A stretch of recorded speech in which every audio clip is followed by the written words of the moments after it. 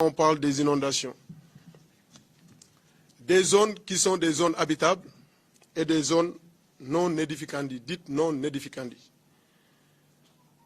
qui sont généralement considérées comme des zones, comme des lieux de bassins de rétention, des bassins versants, des canaux d'évacuation des eaux pluviales, même des zones à vocation industrielle.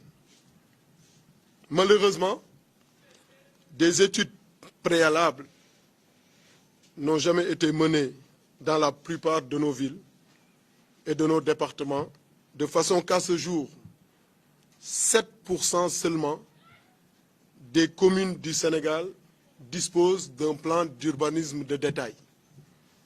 Or, c'est précisément dans ces plans d'urbanisme de détail qu'il faut définir les plans de drainage des eaux pluviales. C'est dire que dans la plupart des cas, on a laissé les populations occuper les zones naturelles de passage ou de stagnation ou de rétention des eaux pour ensuite chercher des solutions techniques aux problèmes engendrés par ces situations que les exécutifs ont laissé faire.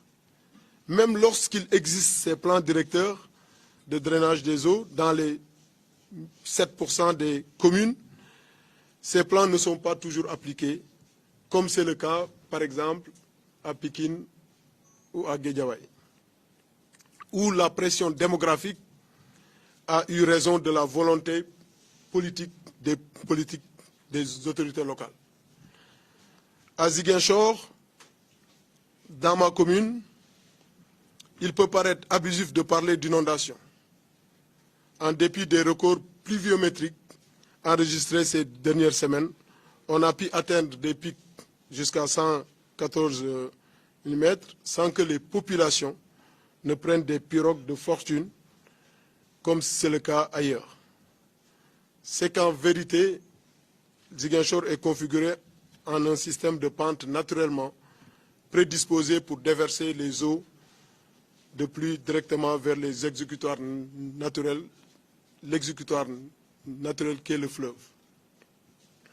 En revanche, les problèmes récurrents qui surviennent le plus souvent en saison hivernale sont liés aux sinistres causés par la violence des vents et à la brutalité des orages qui endommagent très souvent les murs ou les toitures des maisons pouvant parfois terrasser de grands arbres. À cela s'ajoute bien entendu, il faut le reconnaître, le facteur humain, la négligence coupable, je vais le dire, des autorités municipales qui peinent à s'acquitter correctement du curage courant et périodique des canaux d'évacuation.